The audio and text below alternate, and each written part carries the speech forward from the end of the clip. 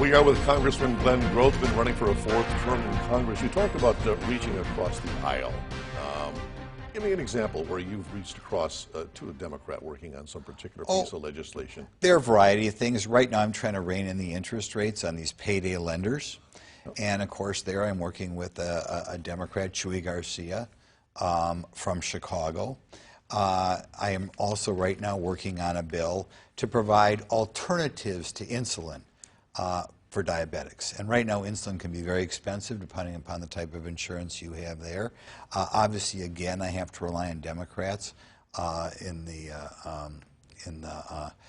their caucus to get that bill through. I'm trying to make it so you can refinance a student loan through the government, which you haven't been able to in the past.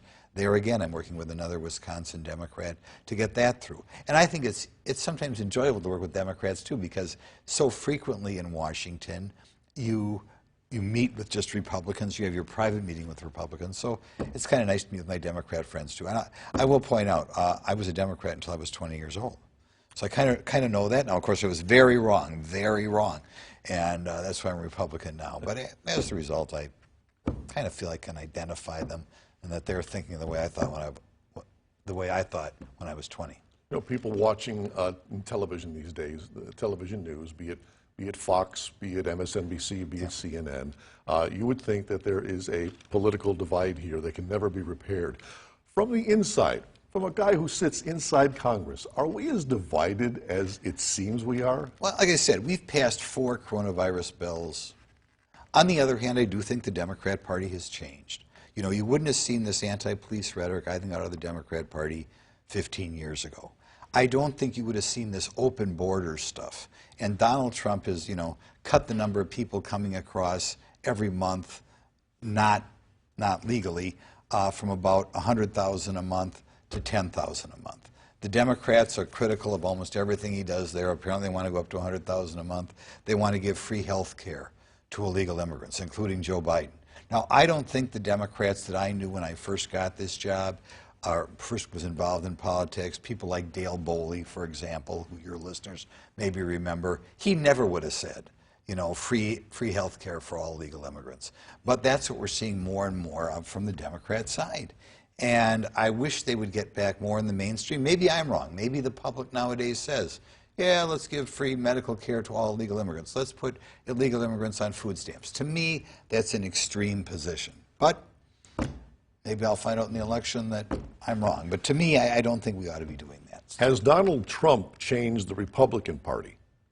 Well, I think if you pay careful attention, this is the thing I like about Donald Trump. I think he is more, I hate to say for the average guy than what some of the Republicans are, but I think that's true. Okay, one of the things, for example, both he and I, we weren't able to get this through Congress, want to get rid of something called carried interest, which is a tax break for the ultra-wealthy hedge fund managers. Now, Donald Trump couldn't get that through the Republican Congress, but I'm with Donald Trump on that. There are some people getting tax breaks they shouldn't get. So I hope Donald Trump kind of has moved the Republicans a little bit more for the average guy. And like I said, on some of this stuff, on the immigration issue, let's face it, there are a lot of very wealthy people who are against Donald Trump on that. But he, like I said, I think he sometimes tweets too much. I acknowledge that, but I think he's more for the average guy, and in that regard, he's made the Republican Party better. Some Republicans are trying to separate themselves from the president in fear of being what they call political roadkill. Are you in line with the president, or are you in some ways stepping back? Well, I'm not afraid to disagree with him. You know, there's something called the Great Lakes Initiative that he tried to take out in his budget, and I fought to get back. So I'm not afraid to disagree with him. I think these packages that we voted on so far are a little bit too free spending. You know, and I think we gave some money to some businesses maybe that didn't need it, or individuals that didn't need it. But there's no question, you know, we better elect Donald Trump instead of Joe Biden. I do not want to go back to a time of 100 or 150,000 people a month crossing the southern border. I don't want that. I don't want to have policemen afraid to arrest somebody for fear they're going to get sued. We don't want that.